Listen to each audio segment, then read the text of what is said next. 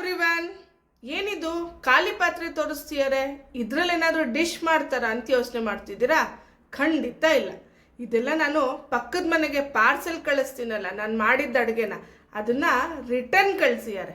ಖಾಲಿ ಪಾತ್ರೆ ಅದ್ರ ಜೊತೆ ಒಂದು ವೆಜ್ ರೋಲ್ನ ಸುಧಾ ಕಳಿಸಿದ್ದಾರೆ. ಯಾಕಂದರೆ ಖಾಲಿ ಪಾತ್ರೆ ವಾಪಸ್ ಕೊಡಬಾರ್ದಲ್ವ, ಅದು ನಮ್ಮ ಟ್ರೆಡಿಷನ್ ಅಲ್ಲ ಅಂತ.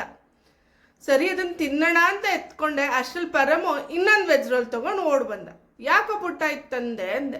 ಆಂಟಿ, ಅಮ್ಮ ನಿಮಗೆ 2 ಎತ್ತಿಟ್ಟಿದ್ರು, ಅಜ್ಜಿ ಅದರಲ್ಲಿ ಎತ್ತಿ ಒಂದು ಔಸ್ ಇಟ್ಕೊಂಡಿದ್ರು, ಅದು ಸಿಕ್ತು, ಅದಕ್ಕೆ ತಂದೆ ಅಂದ.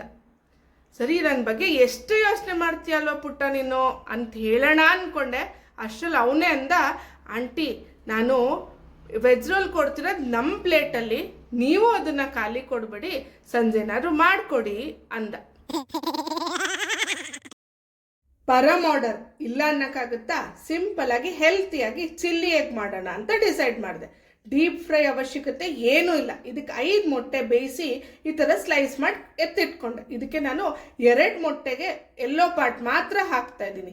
ಇದಕ್ಕೆ ಜಾಸ್ತಿ ಆನಿಯನ್ನು, 4 ಹಸಿಮೆಣಸಿನ್ಕಾಯಿ, ದಪ್ಪ ಮೆಣಸಿನ್ಕಾಯಿ ಕಟ್ ಮಾಡಿ ಇಟ್ಕೊಂಡಿದ್ದೀನಿ. ಈಗ ಒಂದು ಬಾಣಲಿಗೆ 3 ಸ್ಪೂನ್ ಎಣ್ಣೆ, ಈರುಳ್ಳಿ, ಹಸಿಮೆಣಸಿನ್ಕಾಯಿ ಹಾಕಿ ಸ್ವಲ್ಪ ಹುರಿರಿ. ಶುಂಠಿ ಬೆಳ್ಳುಳ್ಳಿ ಪೇಸ್ಟ್ ಹಾಕಿ ಅದು ವಾಸನೆ ಹೋಗೋ ತನಕ ಹುರಿರಿ. ಕ್ಯಾಪ್ಸಿಕಮ್ ಹಾಕಿ ಅದು ಸ್ವಲ್ಪ ಚೆನ್ನಾಗಿ ಹುರಿರಿ. ಅದಕ್ಕೆ ರುಚಿಗೆ ತಕ್ಕಷ್ಟು ಉಪ್ಪು, 1/4 ಚಮಚದಷ್ಟು ಪೆಪ್ಪರ್ ಪೌಡರ್, 1/4 ಚಮಚದಷ್ಟು ಜೀರಾ ಪೌಡರ್ ಹಾಕಿ ಮೊಟ್ಟೆ ಹಾಕಿ ಚೆನ್ನಾಗಿ ಹುರಿದ್ರೆ ನಿಮ್ಮ ಸಿಂಪಲ್ ಆಗಿ ಹೆಲ್ತಿಯಾಗಿರುವಂಥ ಚಿಲ್ಲಿ ಎಗ್ ರೆಡಿ. ತುಂಬಾ ಟೇಸ್ಟಿಯಾಗಿರುತ್ತೆ. ಕೊನೆಯಲ್ಲಿ ಸ್ವಲ್ಪ ಕೊತ್ತಂಬರಿ ಸೊಪ್ಪು ಹಾಕಿದ್ರೆ ಎಷ್ಟು ಚೆನ್ನಾಗಿರುತ್ತೆ ಅಂದರೆ ಹೆಲ್ತಿ ಆಪ್ಷನ್ ಕೂಡ. ಇದೇ ನೋಡಿ ನಾನು ರಾತ್ರಿ ಮಾಡೋ ಊಟ. ಸ್ವಲ್ಪ ಮುದ್ದೆ, ಸಲಾಡ್, ಚಿಲ್ಲಿ ಎಗ್ಗು, ಬೇಳೆ ಮೂಲಂಗಿ ಸಾಂಬಾರು.